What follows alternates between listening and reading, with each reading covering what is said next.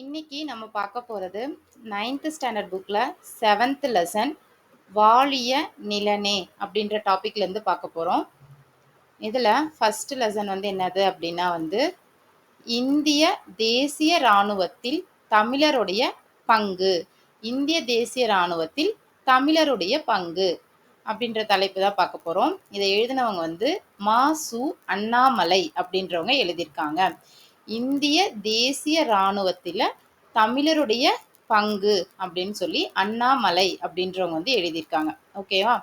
இந்திய தேசிய இராணுவம் அப்படின்னாவே நமக்கு எல்லாருக்குமே ஞாபகம் வர ஒரே ஒருத்தர் நேதாஜி சுபாஷ் சந்திர போஸ் அவர் தான். ஓகேவா? அப்போ அவர் தான் இதற்கு ஒரு பெரிய தூணா இருந்திருக்காரு. விடுதலை போராட்டத்தை ஒளிமங்காமல் பாதுகாத்தவர்களுள் ஒருவரான நேதாஜி சுபாஷ் சந்திர போஸ் அவருடன் இணைந்து இந்திய தேசிய இராணுவ படையில் போராடிய தமிழர்களின் பங்கு வியந்து போற்றத்தக்கது. இரண்டாம் உலக போர் இரண்டாம் உலக போர் நடந்து கொண்டிருந்த போது, இரண்டாம் உலக போர் 1942ஆம் ஆண்டு பிப்ரவரி 15ஆம் நாள், அதாவது இரண்டாம் உலக போர் நடந்துட்டு இருக்கும் போது இந்த டேட்ல 1942ஆம் ஆண்டு பிப்ரவரி 15ஆம் நாள் ஆங்கிலேய படைகள் மலேயாவில் ஜப்பானியரிடம் சரணடைந்தன. யாரு? ஆங்கிலேயர்கள் ஜப்பான் மலேயா அப்படின்ற பிளேஸ்ல ஜப்பான் கிட்ட சரணடைஞ்சிட்டாங்க. இப்படையில் இந்திய வீரர்களும் இருந்தனர். அதுல இந்திய வீரர்களும் இருக்கிறாங்க. சரணடைந்த அவ்வீரர்களை கொண்டு ஜப்பானியர்கள் மோகன் சிங் என்பவரின் தலைமையில் இந்திய தேசிய இராணுவம் என்ற படையை உருவாக்கினர். ஃபர்ஸ்ட் இந்திய தேசிய இராணுவம் அப்படின்னு ஃபர்ஸ்ட் உருவாக்கும் போது அதோட தலைமை, அதாவது தலைவரா இருந்தவங்க யாருன்னா மோகன் சிங் அப்படின்றவரோட தலைமையில தான் இந்திய தேசிய இராணுவம் அப்படின்ற ஒரு படை உருவாகுது. ஆங்கிலேய படைகள் ஜப்பான் கிட்ட சரணடைஞ்சிட்டாங்க. அதுல இருக்கிற இந்திய வீரர்கள், அதுல நிறைய பேர் இந்திய வீரர்களும் இருந்தாங்க. அந்த சரணடைந்த வீரர்களை கொண்டு ஜப்பானியர்கள் மோகன் சிங்கோட தலைமையில இந்திய தேசிய இராணுவம் அப்படின்ற ஒரு படையை உருவாக்குது. இந்திய தேசிய இராணுவத்திற்கு மக்களுடைய ஆதரவு அதிகமா இருந்துச்சு. அக்காலகட்டத்தில் தமிழகத்தில் இருந்து மலேயா, பர்மா போன்ற நாடுகளுக்கு பிழைப்பிரிப்பா, அதாவது தமிழ்ல இருந்து வேலைக்காக வந்த இடத்துல மலேயா, பர்மா அந்த நாட்டுக்கு வந்தவங்கல்ல நிறைய பேரு இந்திய தேசிய இராணுவத்துல சேர்ந்திருந்தாங்க. இந்திய தேசிய இராணுவத்தில் பல பிரிவுகள் ஏற்படுத்தப்பட்டன. அதில் ஒன்றுதான் ஒற்றர் படை. ஒற்றர் படை, அதாவது அங்க என்ன நடக்குது, இங்க என்ன நடக்குதுன்னு சொல்லணும் இல்லையா? அதை தெரிஞ்சுக்கிறதுக்காகவே இராணுவத்துல ஒற்றர் படை அப்படின்னு சொல்லி ஒரு படை, நிறைய படைகள் இருக்கு, அதுல ஒண்ணு ஒற்றர் படை. ஜப்பானியர்கள் ஒற்றர் படையில் இருந்த வீரர்களை இந்தியாவில் உள்ள ஆங்கிலேய இராணுவத்தை பற்றி ஒற்றறிய, ஆங்கிலேயர்கள் என்னென்ன பண்ண போறாங்க, அடுத்து அவங்க என்ன நடவடிக்கை பண்ண போறாங்க, அந்த மாதிரி விஷயத்த பத்தி தெரிஞ்சுக்கிறதுக்காக நிறைய பேத்த அனுப்பும். அதுல நிறைய வீரர்கள் போவாங்க. எது வழியா போவாங்கன்னா நீர்மூழ்கி கப்பல் மூலமா கேரளாவிற்கும் குஜராத்துக்கும் போவாங்க. சிலர் தரை வழியாவும் போவாங்க, பர்மா காடு வழியாகவும் போவாங்க. ஏன்னா ஒற்றர் படைன்றதே ரகசியமா போகணும் இல்லையா? அவங்க கிட்ட மாட்டிக்கிட்டு அவ்வளவுதான். அதனால அவங்க என்ன பண்ணுவாங்கன்னா நீர்மூழ்கி கப்பல் வழியாகவும் தரை வழியாகவும் இல்லைன்னா பர்மா காடுகள் வழியாகவும் இந்தியாவிற்கு அனுப்பினர். இந்திய இராணுவம் அவர்களை கைது செய்து சென்னை சிறைக்கு அனுப்பியது. அப்படி இருந்து யாராவது மாட்டிக்கிட்டாங்கன்னா அவங்க என்ன பண்ணுவாங்க? கைது செய்யப்பட்டுருவாங்க. பலருக்கு மரண தண்டனை அளித்தது. ஓகேவா? அடுத்தது இப்பதான் நம்ம நேதாஜி சுபாஷ் சந்திர போஸ் வராரு. நேதாஜி சுபாஷ் சந்திர போஸ் இந்திய தேசிய இராணுவத்தின் பொறுப்பை ஏற்க 91 நாட்கள் நீர்மூழ்கி கப்பலில் பயணம் செய்து, ஏன்னா இப்ப இங்க இரண்டாம் உலக போர் நடந்துட்டு இருக்கு இல்லையா? அதனால அப்ப இராணுவத்தோடைய பொறுப்பை ஏற்றுக்கணும் அப்படின்றதுக்காக நீர்மூழ்கி கப்பல்ல 91 நாள் பயணம் செஞ்சு வராரு. ஜெர்மனியிலிருந்து சிங்கப்பூர் வராரு. ஓகேவா? ஜெர்மனியிலிருந்து சிங்கப்பூர் வரைக்கும் வராரு. எத்தனை நாட்கள்னா 91 நாட்கள். 1943ஆம் ஆண்டு ஜூலை மாதம் 9ஆம் நாள் பதவி ஏற்றார். எந்த வருஷம்னு கேட்டாங்கன்னா 1943ல ஜூலை 9ஆம் நாள் இவர் பதவி ஏற்றார். அவர் உரையாற்றிய மாபெரும் கூட்டத்தில் டெல்லி நோக்கி செல்லுங்கள், டெல்லி சாலோ என போர் முழக்கம் செய்தார். டெல்லி நோக்கி செல்லுங்கள் அப்படின்னு சொல்லியிருந்தாரு. இவரின் வேண்டுகோள் அனைவரது மனத்திலும் பசுமரத்தாணி போல் பதிந்தது. இப்போ நேதாஜி சுபாஷ் சந்திர போஸ் அந்த ராணுவத்தோட பொறுப்பை ஏற்றுக்கிறதுக்காக 91 நாள்கள் நீர்மூழ்கி கப்பல் வழியா ஜெர்மனிலேருந்து சிங்கப்பூர் வராரு. அதுக்கப்புறம் 1943ல ஜூலை 9வது நாள் பதவி ஏற்றாரு. இவர் என்ன சொல்றாருன்னா, டெல்லி நோக்கி செல்லுங்கள் அப்படின்னு சொல்லி இவர் சொல்லியிருக்காரு. நேதாஜி தலைமையில் இருந்த இந்திய தேசிய ராணுவ படை பிரித்தானிய அரசை எதிர்த்தது. இப்போ பிரித்தானிய அரசுனா என்னது? வங்கப் பிரிவினை, சூரத் பிளவு, இந்த மாதிரி நிறைய இவங்க வந்து என்ன பண்ணாங்க, இந்தியால ஹிந்துக்கள், முஸ்லிம்கள் அப்படின்னு சொல்லிட்டு சண்டை பண்ணி அவங்கள வந்து பிரிக்கணும் அப்படின்னு நினைச்சு நிறைய இதை வந்து போட்டிருந்தாங்க. அந்த மாதிரி பிரித்தானிய அரசை வந்து அவங்க எதிர்த்தாங்க. அப்போது தமிழகத்தில் பெரும் படையை திரட்டி இந்திய தேசிய ராணுவத்திற்கு வலு சேர்த்த பெருமைக்கு உரியவர் பசும்பொன் முத்துராமலிங்கனார். அப்போது தமிழகத்திலிருந்து பெரும் படை, ஒரு படையை திரட்டி ராணுவத்துல சேர்த்து விட்டவர் யாருன்னா பசும்பொன் முத்துராமலிங்கனார். வலு சேர்த்த பெருமை இவருக்கு உரியது. இந்திய தேசிய ராணுவ படை தலைவரான தில்லான் அப்படின்னு சொல்றவர் வந்து என்ன சொன்னார்னா, இந்திய தேசிய ராணுவத்தின் இதயமும் ஆத்மாவும் தமிழர்கள் தான் அப்படின்னு சொல்லியிருக்காங்க.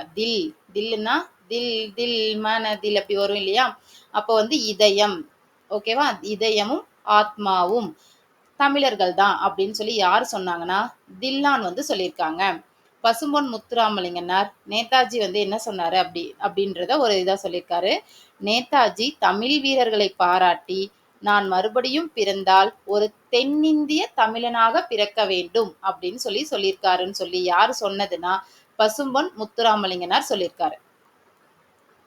இப்போ வான்படை பிரிவு, அதாவது இந்திய தேசிய ராணுவத்துல 45 பேரை வந்து நேதாஜி வந்து தேர்வு செஞ்சு வான்படை பிரிவுக்கு அனுப்பிவிடுறாரு. வான்படை தாக்குதலுக்கான சிறப்பு பயிற்சி பெறுவதற்காக அனுப்புறாரு. ஜப்பானில் உள்ள இம்பீரியல் மிலிட்ரி அகாடமிக்கு அனுப்புறாரு. ஓகேவா? எந்த இடத்துக்குன்னா இம்பீரியல் மிலிட்ரி அகாடமிக்கு அனுப்புறாரு. அந்த 45 பேர் தான். அந்த 45 பேர் கொண்ட பிரிவுக்கு பேர் என்னன்னா Tokyo cadets. Tokyo Tokyo military மேன்ஸ்ல எப்படி நடப்பாங்க? டொக்குன்னு நடப்பாங்க இல்லையா? அந்த 45 பேர் கொண்ட குழுவுக்கு பேர் தான் டோக்கியோ கேடட்ஸ் அப்படின்னு பேர் வச்சிருக்காங்க. இம்பீரியல் மிலிட்ரி அகாடமிக்கு அனுப்புறாங்க. இந்த நம்ம இப்போ வந்து நமக்கு 2ஆம் உலகப் போர் நடந்துட்டு இருந்ததுனால இவங்க இந்த இடத்துக்கு போறதுக்கும் ரொம்ப கஷ்டமா இருந்துச்சு. அப்ப இவங்க என்ன பண்ணாங்கன்னா பர்மால இருந்து ஃபர்ஸ்ட் காட்டு வழியா போறாங்க. காட்டு வழியா போனதுக்கு அப்புறம் சயாம் அப்படின்ற ஒரு மரண ரயில் பாதையை கடந்து, அங்க இருக்கிற ஒரு மரண ரயில் பாதையை கடந்து போறாங்க. காட்டு வழி ரயில் பாதை. அதுக்கப்புறம் ஒரு படகு வழியா தப்பிச்சு ஒரு பழைய கப்பல்ல ஏறி போறாங்க. அப்ப அலைகளை மாட்டினாலும் அதுல இருந்து தப்பிச்சு அவங்க போயிட்டு இருக்காங்க. சீரும் அலைகளில் சிக்கி தவித்து ஜப்பானில் உள்ள கியூசு அப்படின்ற தீவுக்கு போய் சேர்றாங்க. அந்த தீவு தான் கடற்படையின் வசம் இருந்தது. அங்க போயிட்டு இந்த பயிற்சி வான்படை பிரிவுக்கு பயிற்சி எடுக்கணும்னா நம்ம எல்லாருமே இப்போ போலீஸ் ஆகணும், இல்லை மிலிட்ரி ஆகணும். அங்க நமக்கு வந்து அகாடமில நிறைய இது தருவாங்க இல்லையா? பயிற்சி தருவாங்க இல்லையா? அந்த மாதிரி பயிற்சி எப்படி எடுத்துக்கணும் அப்படின்னா, நம்ம காலையில 5 மணிக்கெல்லாம் எந்திரிச்சிட்டு 3 கிலோமீட்டர் வந்து நம்ம வந்து ஓடணும். அப்படி அந்த அந்த இடத்துல வந்து குளிர் வந்து எப்படி இருக்கும்னா 0°C விட கம்மியா இருக்கும். சுழியத்திற்கு கீழ் இருக்கும். அப்ப நம்ம நார்மலாவே நமக்கு குளிர் எப்படி இருக்கும்னு தெரியும். இது 0°க்கும் கீழே இருக்கும்போது உதடுகள் வந்து ரொம்ப வெடிச்சு போயிடும்.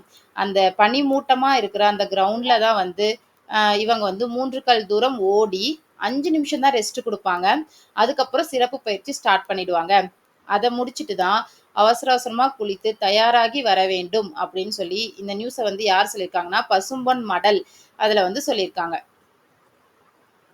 அடுத்ததா மகளிர் படை உருவாக்கம். இப்ப ராணுவ படை நேதாஜி வந்து உருவாக்குறாங்க. அதுக்கு முன்னாடி மோகன் சிங் அப்படின்றவர் இந்திய ராணுவ படையை உருவாக்கியிருக்காங்க. இதுல வந்து மகளிர் படை உருவாக்கமும் இருந்துச்சு. ஜான்சி ராணி லட்சுமிபாய் தெரியும் இல்லையா?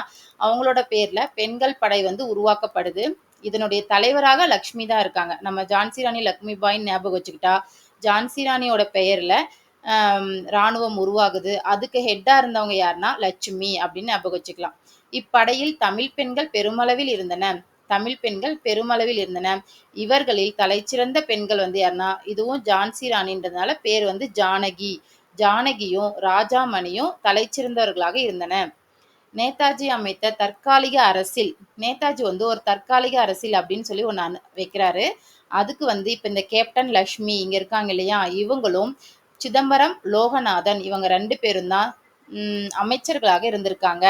இந்த 45 பேர் இப்ப இங்க போனாங்க இல்லையா, இந்த குழுவுல 45 பேர் வந்து வான்படை இதுக்கு போனாங்க இல்லையா, அதுல ஒரு ஹெட்டா அதுல இருந்து யார் நல்லா பண்ணாரு அப்படின்னா வந்து கேப்டன் தாசன் அப்படின்றவரு. அதில் பயிற்சி பெற்றவர்கள் குறிப்பிடத்தக்கவர் கேப்டன் தாசன் ஆவார்.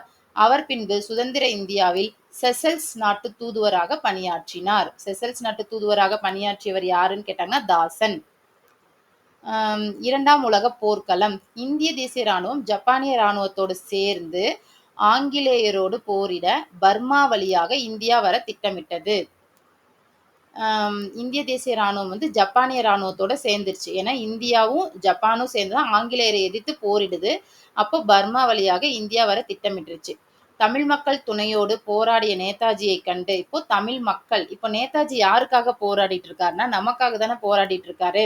அதனால தமிழ் மக்களுக்காக போராடின நேதாஜியை கண்டு ஆங்கில பிரதமர், அப்போதைய ஆங்கில பிரதமரா இருந்தவர் சர்ச்சில் அவர் ரொம்ப கோபமாயிட்டாரு. அவர் என்ன சொல்றாருன்னா, நீ வந்து மலேயாவும் பர்மாவுக்கும் தானே போய் அந்த கோச்சிங் கொடுக்க தானே இப்ப நேதாஜி போயிருக்காரு. அப்போ சர்ச்சில் வந்து கோபமாயிட்டு மலேயாவில் உள்ள தமிழர்களின் ரத்தம், மலேயாவில் போய் நீ சொல்லி கொடுத்ததுனால மலேயாவில் உள்ள தமிழர்களின் ரத்தம் நேதாஜியோட மூளையில் கட்டியாக உள்ளது அப்படின்னு சொல்லியிருக்கார். அதற்கு நேதாஜி இந்த தமிழினம்தான் ஆங்கிலேயர்களை அழிக்கும் என்று பதில் கூறினார் அப்படின்னு சொல்லியிருக்காங்க. அப்ப சர்ச்சில், ஆங்கிலேய பிரதமர் சர்ச்சில் வந்து நேதாஜி மேல கோபமாயிட்டு என்ன சொல்றாங்கன்னா, மலேயாவில் உள்ள தமிழர்களின் ரத்தம் நேதாஜியின் மூளையில் கட்டியாக உள்ளது அப்படின்னு சொல்லியிருக்காரு. நேதாஜியோட பொன்மொழிகள் பொறுத்த வரைக்கும் அநீதிக்கு தவறான செயல் நான் எதுவுமே செய்ய மாட்டேன், அது ஒரு மிகப்பெரிய குற்றம் அப்படின்னு சொல்லியிருக்காரு. நம்ம நல்வாழ்வை தந்தே ஆக வேண்டும், நீங்கள் நல்வாழ்வை தந்தே ஆக வேண்டும் அப்படின்னு சொல்லி ஆங்கிலேயரை சொல்றாங்க என்பதுதான் காலத்தால் மறையாத சட்டமாகும். எந்த விலை கொடுத்தாவது சமத்துவத்திற்கு போராடுவதே மிகச்சிறந்த நற்குணமாகும் அப்படின்னு சொல்லியிருக்காரு. மனதை மலர வைக்கும் இளம் கதிரவனின் வைகறை பொழுது வேண்டுமா, அப்படியானால் இரவில் இருண்ட நேரங்களில் வாழ கற்றுக்கொள் அப்படின்னு சொல்லி நேதாஜி வந்து சொல்லியிருக்காங்க. மனதை மலர வைக்கும் இளம் கதிரவனின் வைகறை பொழுது. ஏன்னா இப்போ வெயில் வந்து மத்தியான நேரத்துல வெயில் ரொம்ப அதிகமா அடிச்சுச்சுன்னா அது நம்மளால தாங்க முடியாது இல்லையா. அதனால நமக்கு லேசான அப்படியே கதிரவனுடைய ஒளி வேணும்னா நம்ம வந்து வைகறை பொழுது விடியற்காலையில எழுந்தாதான் நமக்கு அந்த மாதிரி ஒரு ஃபீல் ஆகும். அப்போ மனதை மலர வைக்கிறது இளங்கதிரவனின் வைகறை பொழுது, அந்த மாதிரி ஒண்ணு வேணும்னா அப்ப நம்ம என்ன பண்ணணும்னா இரவில் இருண்ட நேரங்களிலும் வாழ கற்றுக்கொள்ளணும். எல்லா நேரமும் ஒரே மாதிரி இருக்காது, அதனால நம்ம இருண்ட நேரத்திலும் நம்ம வாழ கற்றுக்கொள்ளணும் அப்படின்னு சொல்லி நேதாஜி வந்து சொல்லியிருக்காரு. அதே மாதிரி நேதாஜியோட பொன்மொழியில இன்னொன்னு வந்து என்னன்னா, விடுதலையினால் உண்டாகும் மகிழ்ச்சியும் சுதந்திரத்தினால் உண்டாகும் மனநிறைவும் வேண்டுமா, மகிழ்ச்சியும் சுதந்திரமும் வேணும்னா அதற்கு விலை இருக்கு, அதுதான் துன்பமும் தியாகமும் தான் அப்படின்னு சொல்லி. ஏன்னா ராணுவத்துல இருக்கிறவங்க எல்லாருக்குமே தெரியும், ராணுவம்ல இருக்கிறது அப்படின்றது ரொம்ப ரொம்ப கஷ்டமான வேலை. அவங்க ரொம்ப எல்லா குடும்பத்தை எல்லாமே விட்டுட்டு தான் அவங்க போய் அதை பண்ணிட்டு இருக்காங்க. அதுதான் வந்துட்டு இவரும் சொல்லியிருக்காரு, விடுதலையினால் உண்டாகும் மகிழ்ச்சியும் சுதந்திரமும். இப்ப அவங்கெல்லாம் அங்க போய் கஷ்டப்படுறதுனாலதான் நம்ம இங்க மகிழ்ச்சியாவும் சுதந்திரமாவும் இருக்கோம். அதுக்கு ஒரு விலை உண்டு, அதுதான் துன்பமும் தியாகமும் அப்படின்னு சொல்லி நேதாஜி சொல்லியிருக்காரு. ஸோ இது பார்த்தோம்னாவே நமக்கு மிலிட்ரி ஆர்மி மேன் ஞாபகம் வந்துச்சுனாவே நம்ம நேதாஜி அப்படின்னு சொல்லி எழுதிடலாம். இரண்டாம் உலக போரில் பர்மாவில் நடந்த போர் மிகவும் கொடூரமானதாகும். இப்போ இரண்டாம் உலக போர்ல பர்மால வந்து நடக்குது, அது ரொம்ப கொடுமையானது அப்படின்னு சொல்லியிருக்காங்க. இந்திய தேசிய ராணுவம் 1944ஆம் ஆண்டு மார்ச் 18 ஆங்கிலேயரை வென்றுடுச்சு. அந்த போர்ல ஆங்கிலேயரை வென்று இந்தியாவிற்குள் மணிப்பூர் பகுதியில மொய்ராங் என்ற இடத்துல மூவண்ண கொடியையும் ஏற்றியது. ஜெயிச்சிட்டாங்க, ஆங்கிலேயரை ஜெயிச்சுட்டு மொய்ராங் அப்படின்ற இடத்துல வந்து மூவண்ண கொடியையும் ஏற்றிட்டாங்க. ஆனா அமெரிக்கர்களும் ஆங்கிலேயர்களும் சேர்ந்து போரிட்டதால் இந்த வெற்றி நிலை பெற்று நீடிக்கவில்லை. இப்போரில் 1,00,000 இந்தியரும் ஜப்பானியரும் வீர மரணம் எய்தனர். ஏன்னா ஜப்பானும் இந்தியரும் சேர்ந்து தானே ஆங்கிலேயர்களுக்கு எதிராக போரிடுறாங்க. அதுல வந்து 1,00,000 பேர் இந்தியரும் ஜப்பானியரும் வீரமரணம் எய்தினர். அடுத்ததா மரணம்ன்றது ஒரு பெரிய விஷயமே இல்லை அப்படின்னு சொல்லியிருக்காங்க. இந்திய தேசிய ராணுவத்தை சேர்ந்த 18 வயதான இளைஞர்கள் நிறைய பேரை வந்து இவங்க அந்த ஒற்றர் படை அந்த மாதிரி எல்லாம் போகும்போது நிறைய பேர் வந்து இறந்துடுறாங்க இல்லையா. அந்த மாதிரி 18 இந்திய இராணுவத்தைச் சேர்ந்த 18 இளைஞர்கள் 1943, 45ஆம் ஆண்டுகளில் சென்னை சிறையில் தூக்கிலிடப்பட்டனர். ஓகேவா? 1944ஆம் ஆண்டு 18 வயதான ராமு என்பவர் தூக்கிலிடப்பட்டார். நிறைய பேர் தூக்கிலிடப்பட்டிருக்காங்க. அதுல வந்து 1944ஆம் ஆண்டு ராமு அப்படின்றவர் தூக்கிலிடப்படுறாரு. அவர் இறக்கறதுக்கு ஒரு நாள் முன்னாடி என்ன சொல்றாருன்னா, நான் என்னோட உயிரை கொடுப்பதற்கு நான் கொஞ்சமும் கஷ்டப்படவே இல்ல, வருத்தப்படவே இல்ல.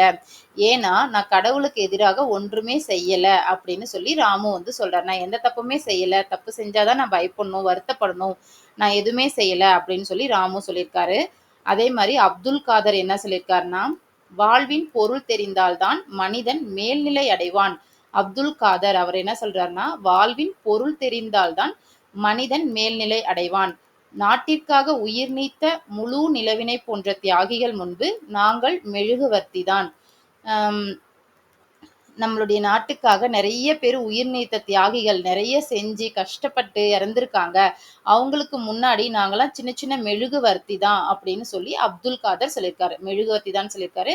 நான் எந்த தப்புமே செய்யல, கடவுளுக்கு எதிராக ஒன்றுமே செய்யலன்னு சொன்னது வந்து ராமு. இந்தியாவிற்கு விடுதலை பெற்று தந்ததில் இந்திய தேசிய இராணுவத்தின் பங்கினை நாம் மறந்துவிடக்கூடாது. நிறைய பேர் நமக்கு தெரியும். இதுல இந்த மாதிரியும் நிறைய பேர் நமக்கு இப்ப இங்கேயே வந்து 1,00,000 இந்தியர்கள் வந்து இறந்திருக்காங்க. இந்த மாதிரி நிறைய பேர் நாட்டுக்காக அவங்களுடைய வாழ்க்கையை இழந்திருக்காங்க, தியாகம் செஞ்சிருக்காங்க. இந்திய விடுதலை போரில் ஈடுபட்ட தமிழர்கள் பலர் வீர மரணத்தை தழுவினர். அவர்களின் வீரம் போற்றுதலுக்குரியது. தங்கள் இன்னுயிர் இழந்த முகம் தெரியாத தமிழர்களின் அர்ப்பணிப்பு உணர்வையும் அஞ்சாத வீரத்தையும் நாட்டுப்பற்றையும் என்றும் போற்றுவது நமது கடமை அப்படின்னு சொல்லியிருக்காங்க. ஸோ இதில் வந்து இம்பார்ட்டன்ஸ் என்னென்ன அப்படின்னா வந்து ஃபர்ஸ்ட் மோகன் சிங் அப்படின்றவர் வந்து இந்திய தேசிய காங்கிரஸை வந்து உருவாக்குறாரு. அப்புறம் மலேயா பர்மாவில் வந்து போர் நடந்துட்டு இருக்கு. மலேயா பர்மா போன்ற நாடுகளில் வந்து இந்திய தேசிய ராணுவம் வந்து உருவாகுது. அடுத்ததா வந்து பசும்பொன் முத்துராமலிங்க தேவர் என்ன சொல்லியிருக்காரு, நேதாஜி சுபாஷ் சந்திர போஸ் தலைவராக பொறுப்பேற்றுட்டு 42 பேரை வந்து 45 வீரர்களை வந்து வான்படை இதுக்கு அமுச்சு விடுறாரு. Imperial military academy Tokyo கேடஸ். ஓகேவா? அந்த அகாடமிக்கு அனுப்புறாங்க. அந்த 45 பேர் கொண்ட குழுக்கு டோக்கியோ கேடஸ் அப்படின்னு பேரு. கியூசு அப்படின்ற அந்த தீவுக்கு தான் அவங்க போறாங்க. அடுத்ததா வந்து மகளிர் படைக்கு லட்சுமின்றவங்க ஹெட்டா இருக்காங்க. ஜான்சி ராணின்ற இதுல பேர்ல ஆரம்பிக்கிறாங்க. லட்சுமின்றவங்க ஹெட்டா இருக்காங்க. அதுல சிறந்தவர்கள்னு கேட்டாங்கன்னா ஜானகியும் ராஜாமணியும். அப்புறம் கேப்டன் லட்சுமி, சிதம்பரம் லோகநாதன் இவங்க 2 பேத்தையும் அவருடைய அரசியல், அதாவது நேதாஜி கிரியேட் பண்ற தற்காலிக அரசியல்ல வந்து அமைச்சர்களா இருக்காங்க. கேப்டன் தாஸ்ன்றவர் ஒரு குறிப்பிடத்தக்கவர் அந்த 45 பேர்ல. ஆங்கில பிரதமர் சர்ச்சில் அப்படின்றவர் வந்து நேதாஜி என்ன சொல்லியிருக்காரு, நேதாஜியோட பொன்மொழிகள் என்னது, 18 வயதான ராமுவும் அப்துல் காதரும் இறந்திருக்காங்க இல்லையா, அதை பத்தி சொல்றோம்.